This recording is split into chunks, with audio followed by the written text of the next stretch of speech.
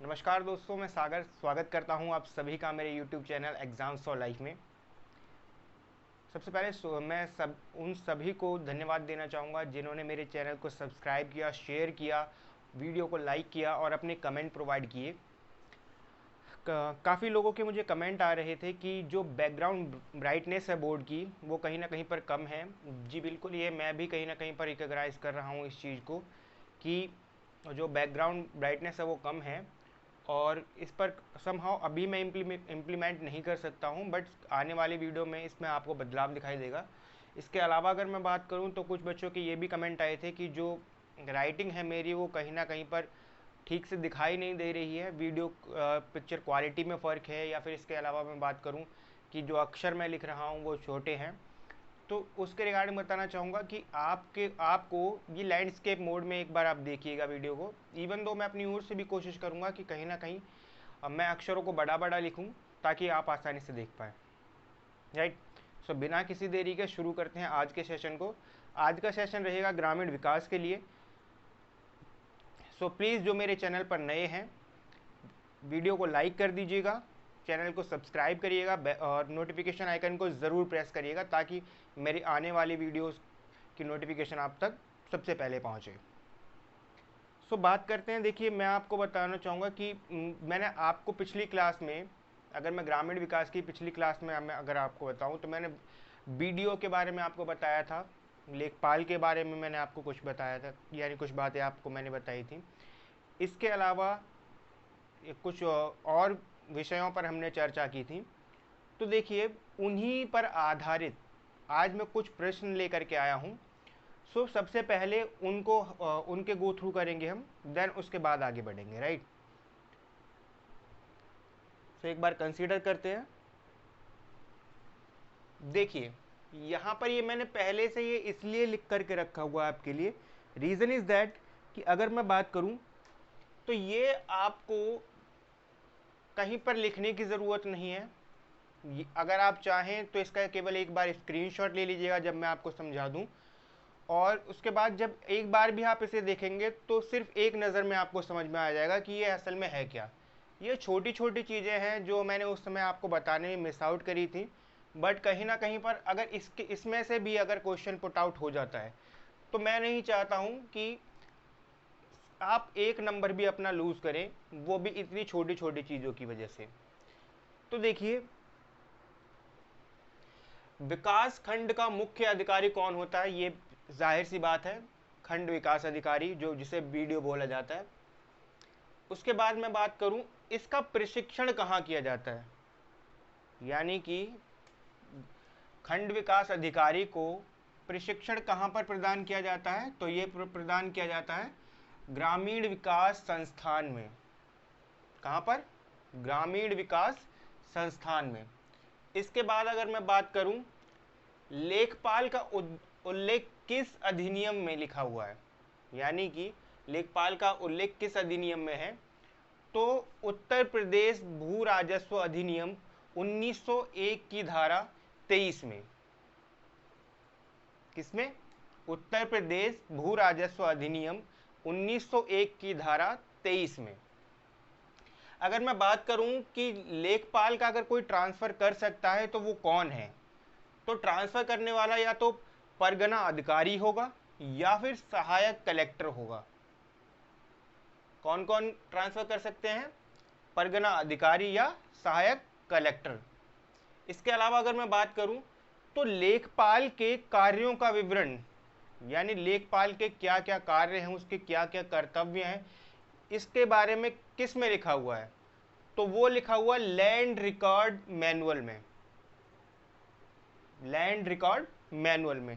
ये जो मैं आपको चीज़ें बता रहा हूँ कहीं ना कहीं पर ये छोटी छोटी चीज़ें, इनसे भी मैंने पिछले क्वेश्चन पेपर्स में देखा है कि सवाल आए हुए हैं। तो इन चीज़ों को एक बार ज़रूर गो थ्रू कर रहे हैं हम, ताकि हम इन्हें भी कहीं मौका ना छोड़े छोटी छोटी चीज़ों की वजह से, कि हमारे एक दो नंबर भी अगर हमारे कम आ रहे हैं तो वो कहीं ना कहीं एक बड़ा इम्पैक्ट क्रिएट करता है रिजल्ट पर।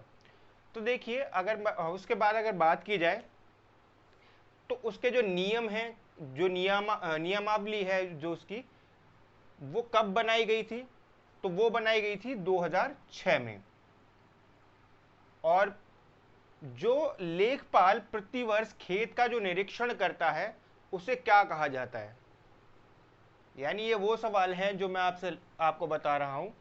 प्रतिवर्ष खेत का जो निरीक्षण लेखपाल करता है, इस प्रतिक्रिया को क्या कहा जाता है? तो इसे कहा जाता है पड़ताल। राइट।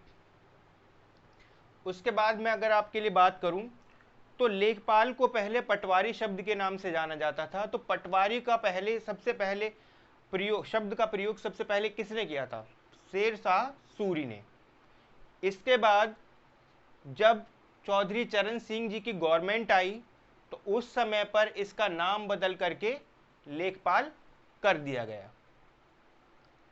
इसके अलावा आगे बढ़े तो खसरा में 22 खाने होते हैं, यानी जो खसरा बनाया जाता है उसमें 22 खाने होते हैं, 22 कॉलम्स होते हैं। और अगर उसके बाद बात करूं खतौनी में, तो खतौनी में 13 खाने होते हैं। और देखिए खतौनी की अगर बात की जाए खसरा की, तो मैंने आपको पिछली वीडियो में ये बताया है कि खसरा क्या है, खतौनी क्या है, दोनों में अंतर क्या है। जैसे मैं बात करूं खसरा क्या है, तो खसरा एक ऐसा कानूनी दस्तावेज है जो किसी भी गांव के जमीन के टुकड़े पर और उस पर उगाई गई फसल के बारे में विवरण देता है। उसी की बजाय अगर बात की जाए खतौनी की, तो खतौनी क्या है? खतौनी एक ऐसा कानूनी दस्तावेज है जो कि किसी भी गांव के जमीन के टुकड़े पर किसी भी व्यक्ति के अधिकार को बताता है। यानी ये क्या बताएगा? अधिकार। खतौनी अधिकार को बताती है और खसरा किस चीज को बताता है? फसल को बताता है। इसका विवरण, खतौनी का विवरण किस में है? तो भू राजस्व, उत्तर प्रदेश भू राजस्व अधिनियम धारा 33 में। राइट। अगर इन दोनों का जो सम्मिलित रूप है, इन दोनों का जो, शायद ये आपको दिखाई ना दे रहा हो, मैं उसको ऊपर बाद में लिख दूंगा, आप अभी सुन लीजिए। इन दोनों का जो अभी सम्मिलित रूप है वो कहलाता है अधिकार अभिलेख। अधिकार अभिलेख। एक मिनट दीजिए, मैं लिख ही देता हूं आपके लिए।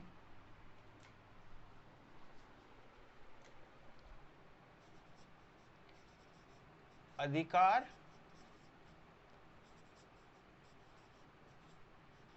अभिलेख, यानी कि खसरा खतौनी के सम्मिलित रूप को कहा जाता है अधिकार अभिलेख।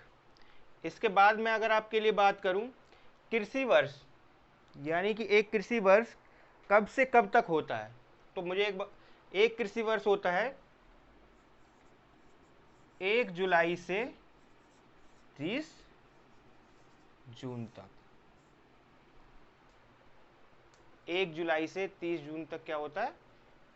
कृषि वर्ष होता है।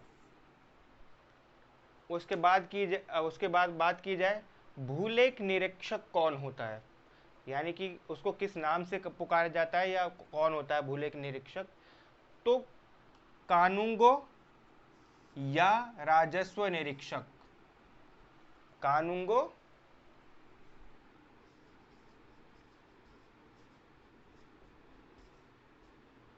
या राजस्व निरीक्षक। उसके बाद बात करें कि अमीन कौन होता है? अमीन एक ऐसा व्यक्ति होता है जो भू राजस्व की वसूली करता है। अमीन भू राजस्व की वसूली करता है।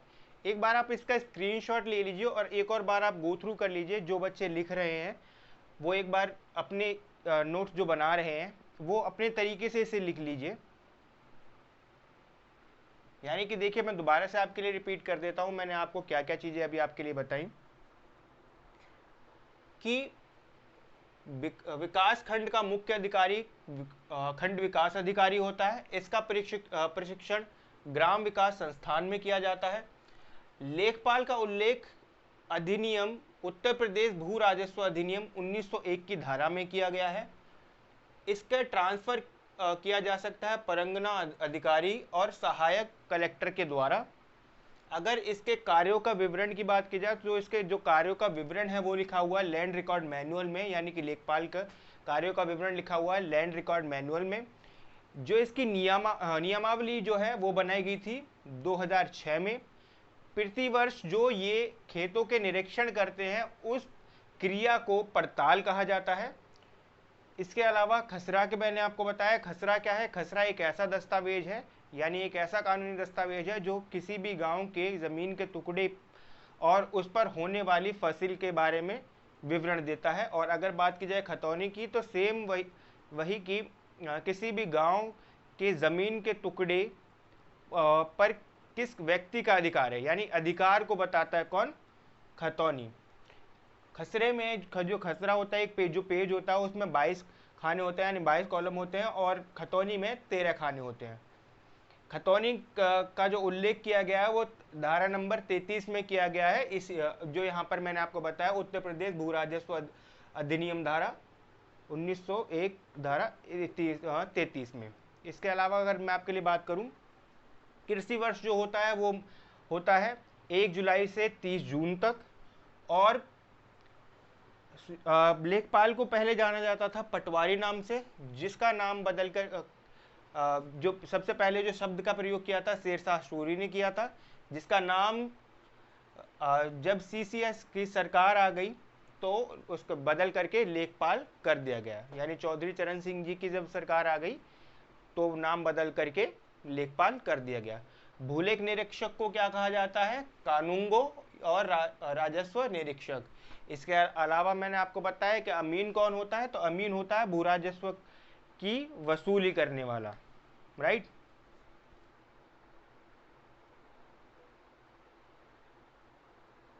एक बार आप नोट कर लीजिए जल्दी से इसे।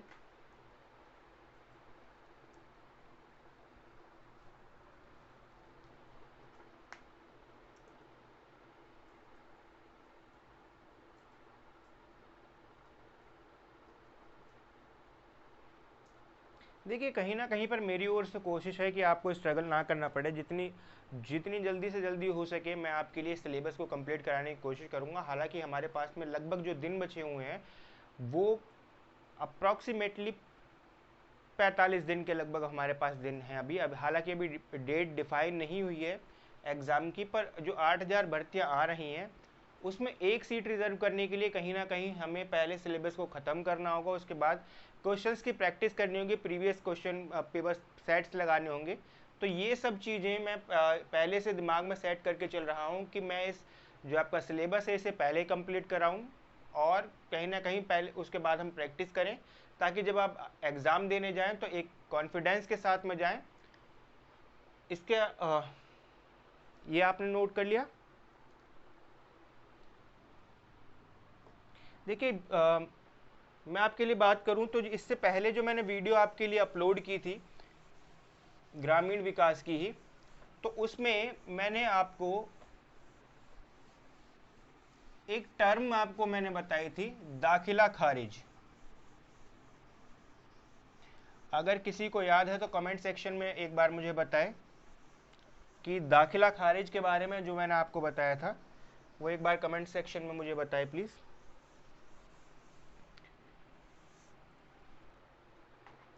देखिए दाखिला खारिज के बारे में मैं क्यों कह रहा हूँ, असल में हुआ क्या था कि जो भूमि रूपांतरण होता है, यानी कि जैसे जो मैं आपको बता रहा था दाखिला खारिज,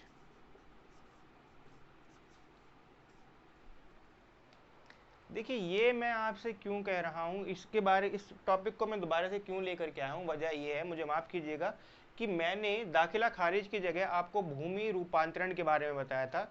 यानी कि कोई भी उपजाऊ ज़मीन अगर गैर उपजाऊ ज़मीन में बदल दी जाती है तो इसी प्रक्रिया को भूमि रूपांतरण कहा जाता है। दाखिला खारिज की अगर मैं बात करूं, इवन दो मैंने जब आपके लिए वीडियो को अपलोड किया था तो उसके बाद में डिस्क्रिप्शन में मैंने उसी समय पर जब मैंने वीडियो को देखा तो उस समय ही मैं समझ गया था कि मैंने इस चीज़ को गलत बोल दिया है। तो मैंने वो डिस्क्रिप्शन में आपके लिए मेंशन कर दिया था, उसके लिए माफ़ करिएगा। बट अगर मैं बात करूं क्योंकि देखिए ऐसा होता है कि इतना समय मेरे पास, मैं एग्जैक्टली आपको बताऊं तो इतना समय मेरे पास नहीं होता है कि मैं दोबारा से वीडियो आपके लिए बनाऊं और दोबारा से उस चीज़ को करेक्ट करके आपको बताऊं। सो मैंने कहीं ना कहीं पर इस चीज़ को सोचा कि मैं इस वीडियो में आपके लिए उसको एडअप कर दूंगा। सो देखिए दाखिला खारिज पर हम आगे बढ़ते हैं। दाखिला खारिज की अगर मैं बात करूं तो देखिए दाखिला खारिज दो शब्दों से मिलकर के बना है, जैसे कि आपको दिखाई दे रहा होगा, दाखिला और खारिज, राइट। तो देखिए दाखिले की अगर मैं बात करूं तो दाखिला का मतलब क्या होता है? एडमिशन, यानी ऐड, यानी कहीं दाखिला कराने का मतलब क्या है? ऐड। और अगर मैं बात करूं खारिज की, तो खारिज का मतलब क्या होता है? एग्जीक्यूशन, यानी किसी का जुड़ना, किसी का निकलना। तो इसका अगर मैं बात करूं एग्जाम पॉइंट ऑफ व्यू से तो क्या मतलब है? देखिए उदाहरण से समझते हैं। मान लीजिए कि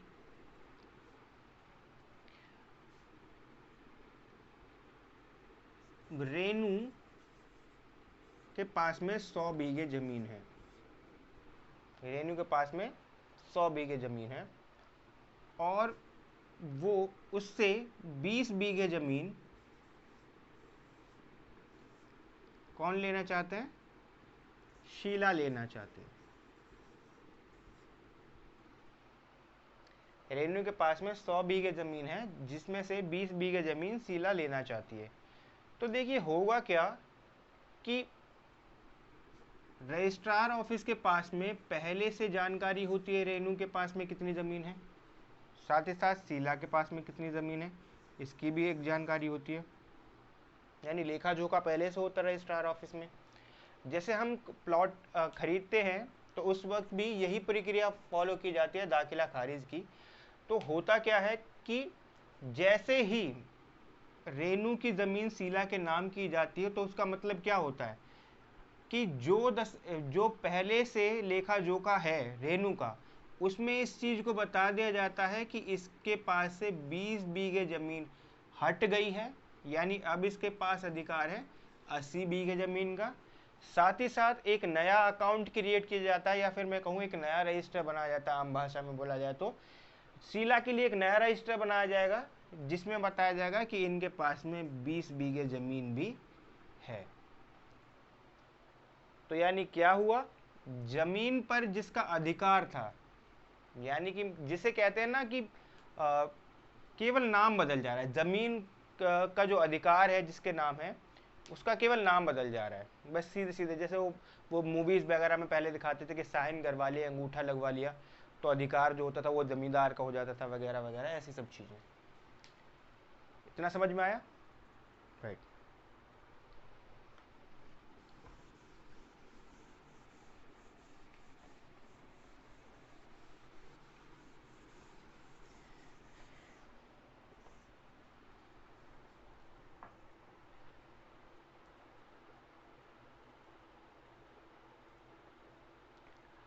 देखिए फिर मैंने जो पिछली वीडियो एंड की थी वो की थी जरीब के साथ में, जरीब के साथ में, सॉरी, जरीब। जरीब मैंने आपको बताया था कि जरीब है क्या। जरीब एक कड़ियों का जोड़ है, या मैं कहूँ एक ऐसा यंत्र है जिसके द्वारा भूमि का यानी भूमि को नापा जाता है, राइट। तो ये जो जरीब होती है ये दो तरीके की होती है।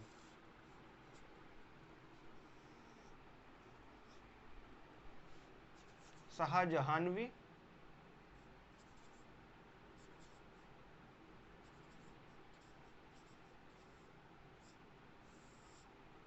और दूसरी होती है गंट्री।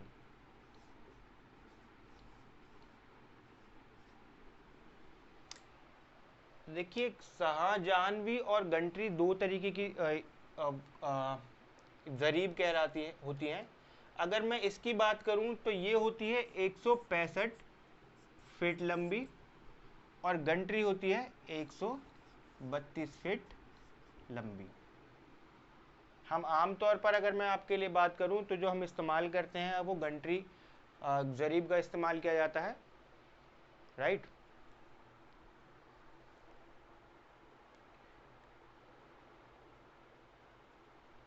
और देखिए, अगर मैं बात करूं तो जैसे मैंने आपको बताया था कि मैंने उदाहरण दिया था, जरीब है क्या, कि जरीब कुछ कड़ियों का जोड़ है जिनको छल्लों के द्वारा जोड़ा जाता है। जो छल्ले होते हैं, इस ये छल्ले ही उन्हें छोटा या बड़ा करने का काम करते हैं, जरीब को छोटा या बड़ा करने का काम करते हैं। तो इनमें जो कड़ियाँ होती हैं, अगर मैं बात करूं शाहजहानवी की, तो इसमें होती है 9.9 इंच की एक कड़ी होती है। इसी की बजाय अगर मैं आपके लिए बात करूं तो यहाँ पर होती है 7.29 इंच की, राइट।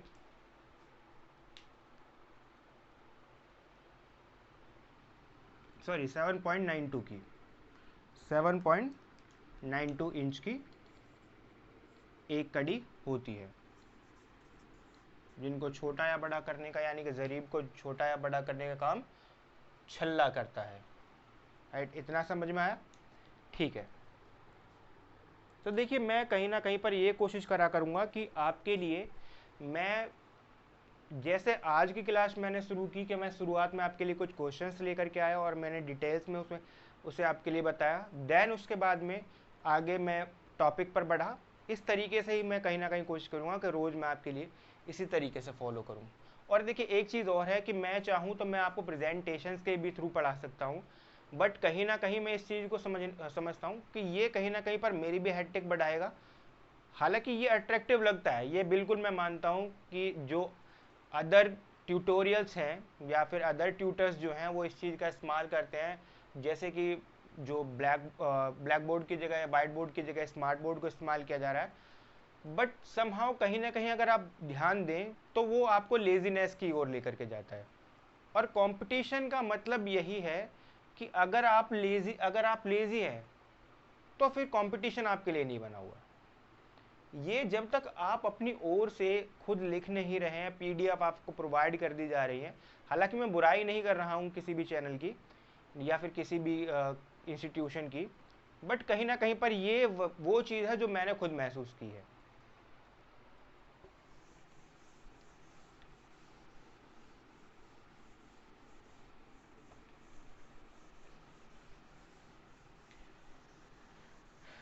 चलिए आगे बढ़ते हैं।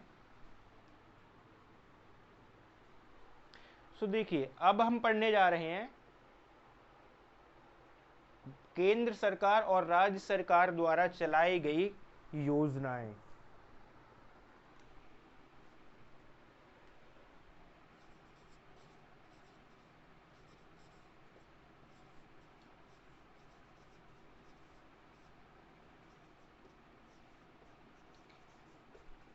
केंद्र सरकार व राज्य सरकार द्वारा चलाई गई योजनाएं।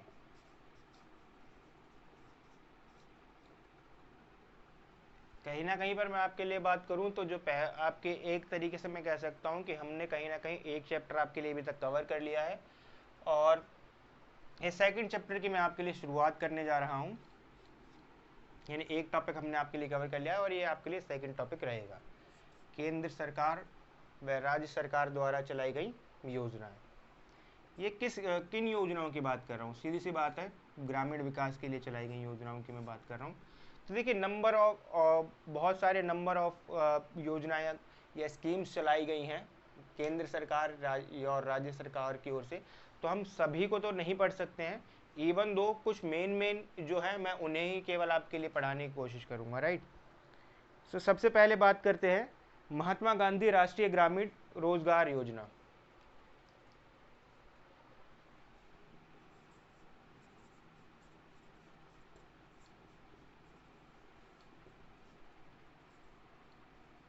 महात्मा गांधी राष्ट्रीय रोजगार गारंटी रोजगार योजना है, रोजगार गारंटी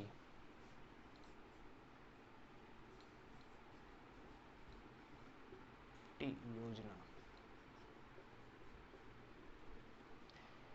महात्मा गांधी राष्ट्रीय रोजगार गारंटी योजना अगर मैं इसकी बात करूं, काफ़ी लोग इससे परिचित होंगे, इवन दो इसका नाम जो बड़ा है।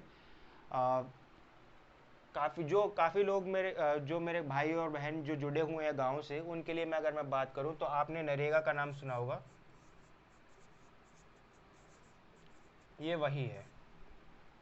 अब ये योजना चलाई किस लिए गई थी और इसका तात्पर्य क्या है? देखिए, सबसे पहले मैं बात कर लेता हूं कि इस का उद्देश्य क्या था।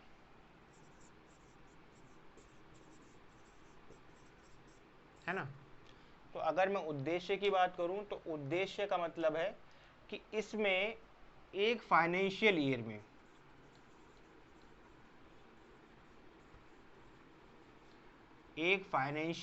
के अंदर 100 दिन का रोजगार,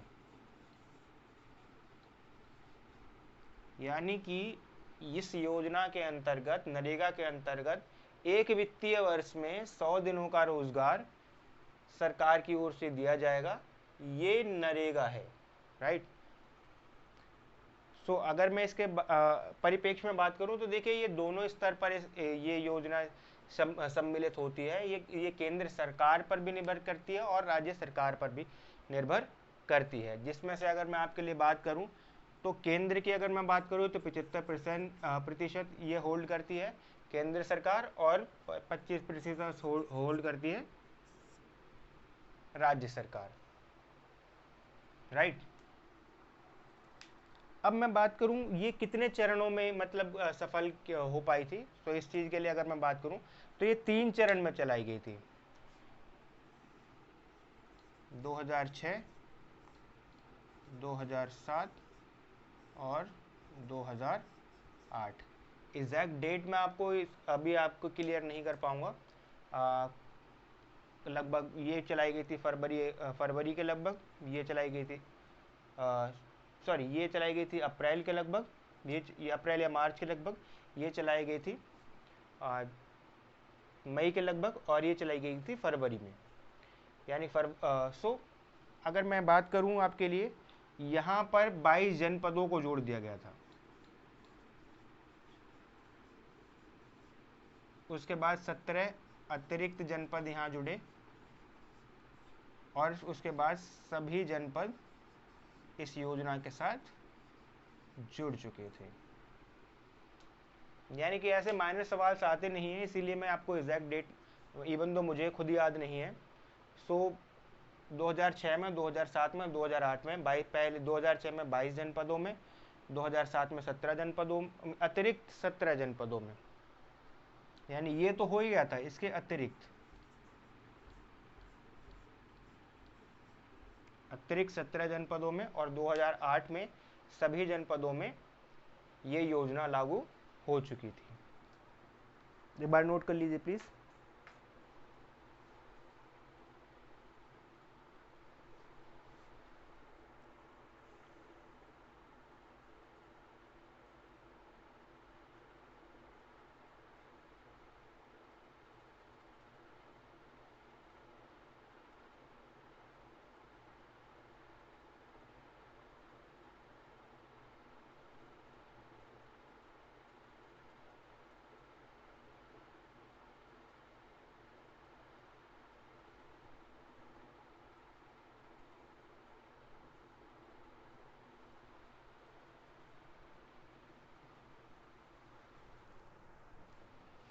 अच्छा, एक इसके बाद बात करते हैं।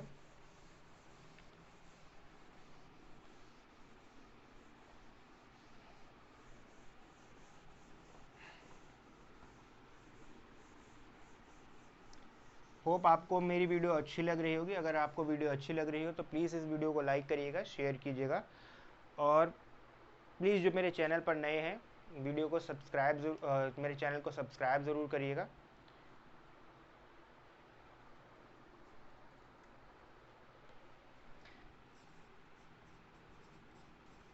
राष्ट्रीय ग्रामीण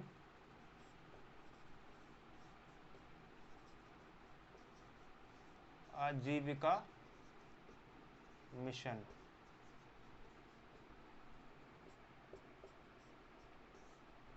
राष्ट्रीय ग्रामीण आजीविका मिशन। यानी ये जो मैं योजनाएं आपको बता रहा हूँ, ये मैं ऐसे ही आपको, ये जो हमारी ये योजनाएं हैं, ये लगभग आपके लिए कवर हो पाएंगी 5 से 6 क्लास के अंदर। सो प्लीज़ आप पेशेंस बना करके रखिएगा, इसमें ज़्यादा समय नहीं लगेगा। बट इवन दो अभी जैसे कि ये वीडियो थोड़ी लंबी हो चुकी है, सो उस केस के लिए ही मैं आपसे कह रहा हूँ।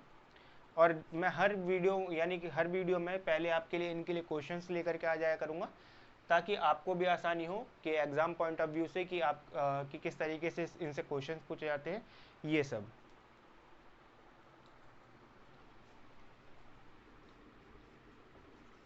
NRLMB से बोला जाता है, राइट। तो देखिए इसके उद्देश्य की बात की जाए, इसका उद्देश्य क्या है। अगर इसके उद्देश्य की बात की जाए तो 2024-25 तक ग्रामीण क्षेत्रों में, यानी कि ऐसे जो BPL हैं यानी बिलो पॉवर्टी लाइंस जो व्यक्ति हैं, उन्हें 2024-2025 तक इनका पोषण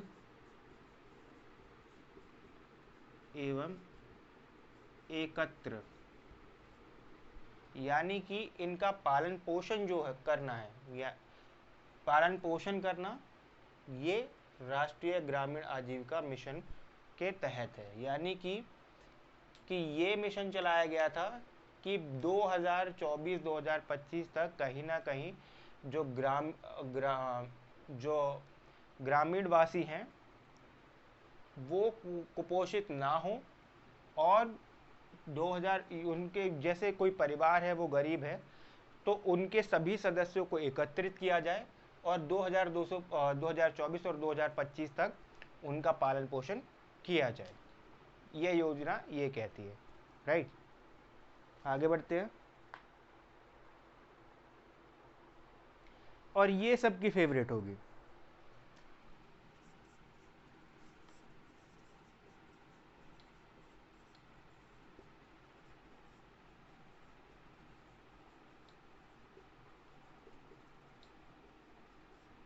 प्रधानमंत्री ग्राम सड़क योजना। यानी कि अगर मैं बात करूं तो ये ज़्यादातर अगर देखा जाए तो इससे हर कोई परिचित है, जितने भी मेरे गांव से बिलोंग करते हैं व्यक्ति, वो तो इस चीज़ को अच्छी तरीके से जानते होंगे क्योंकि जगह जगह पर बोर्ड लगे रहते हैं इस चीज़ के। तो जैसे मैंने आपको इससे पहले बताया था कि कहीं ना कहीं पर जो नरेगा था उसमें 75% जो यानी 75% ये काबू में होते हैं, या फिर मैं बात करूँ एक तरीके से कि जो अमाउंट इसके लिए रियम्बर्स किया जाता है वो किया जाता है सेंट्रल गवर्नमेंट की ओर से, और 25% इसमें कंट्रीब्यूट करती है हमारी स्टेट गवर्नमेंट। उसके अलावा अगर मैं बात करूं इसी तरीके से प्रधानमंत्री ग्राम सड़क योजना जो है, इसको पूरी तरीके से ये सेंट्रलाइज हो चुकी है। तो सेंट्रलाइज कब हुई है? 25 दिसंबर 2012 को। यानी कि ये जो डायरेक्ट अब पूरे जो 100% इसका रियम्बर्समेंट के लिए बात करूं, या इस पर जो भी इम्प्लीकेशंस होंगी वो किसकी ओर से की जाएंगी? डायरेक्टली केंद्र सरकार की ओर से की जाएंगी। इस योजना के तहत यानी कि गांव-गांव तक सभी गांवों को आपस में जोड़ना है पक्की सड़कों से। इसके रिगार्डिंग शायद सभी परिचित हैं। आगे बढ़ते हैं।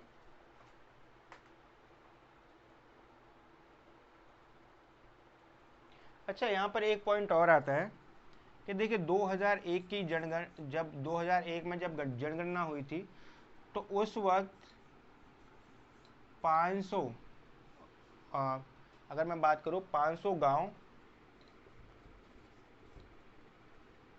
जो मैदानी क्षेत्र थे, 500 मैदानी क्षेत्र के गांव, और इसके अलावा 250 नक्सलवादी प्रभावित क्षेत्र जो है,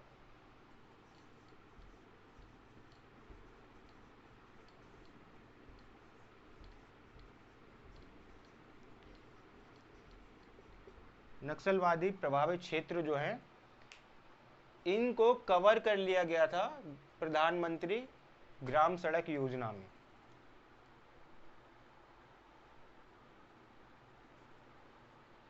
राइट।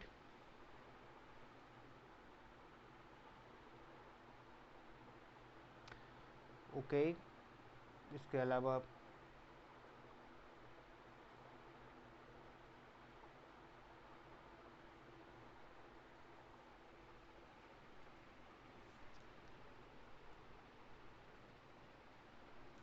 यानी कि जैसे मैं आपको बता रहा हूँ ना, माफ़ कीजिएगा एक बार मैं दोबारा से आपके लिए रिपीट कर देता हूँ इस चीज़ को।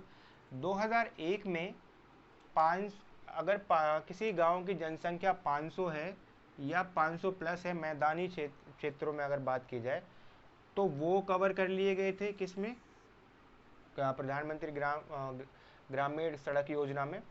और जो जहाँ की जो नक्सलवादी प्रभावित क्षेत्र हैं, जहाँ की जनसंख्या जो है वो 250 है या उससे थोड़ी बहुत ज़्यादा है, तो उन्हें भी कवर कर लिया गया था इस प्रधानमंत्री ग्राम सड़क योजना के अनुसार।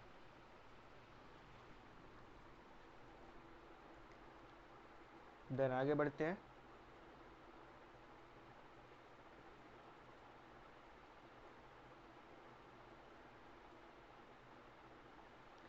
अच्छा, फिर उसके बाद बात करते हैं प्रधानमंत्री ग्रामीण आदर्श या आदर्श ग्राम योजना।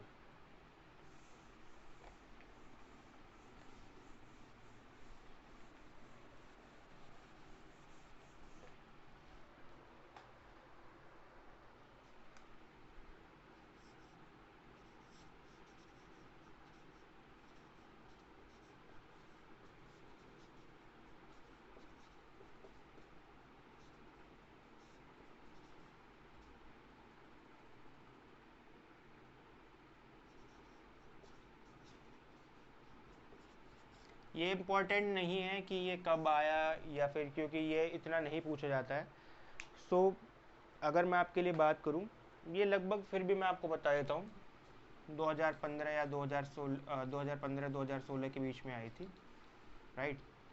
अब अगर मैं आपके लिए बात करूं कि इसका जिस पर जो इम्प्लीकेशंस होती हैं, जो पावर्स होती हैं, वो किसके हाथ में होती हैं, सो इसकी बात की जाए तो ये सेंट्रल गवर्नमेंट की ही, यानी कि 100%, 100% जो होती है वो टोटली किस पर डिपेंड करती है, सेंट्रल गवर्नमेंट के ही अंडर आती है ये प्रधानमंत्री आदर्श ग्राम योजना।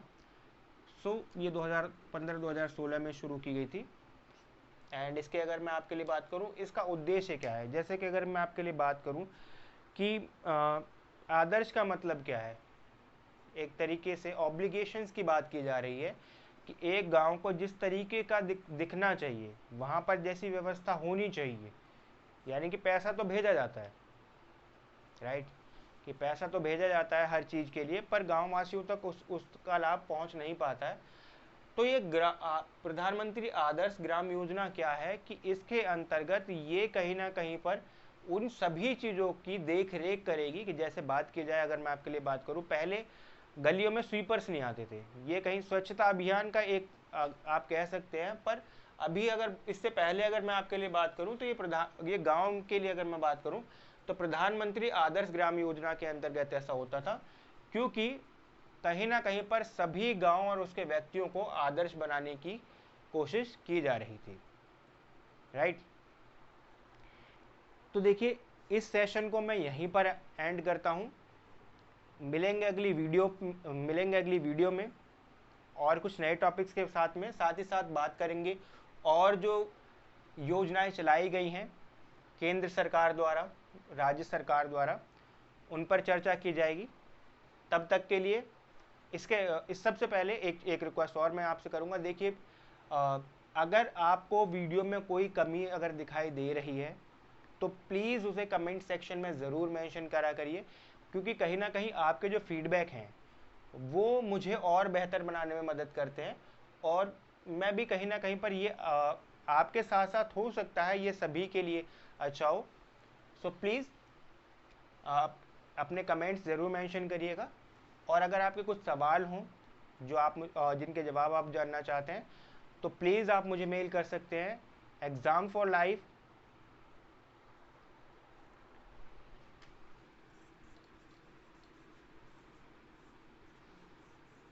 @gmail.com पर।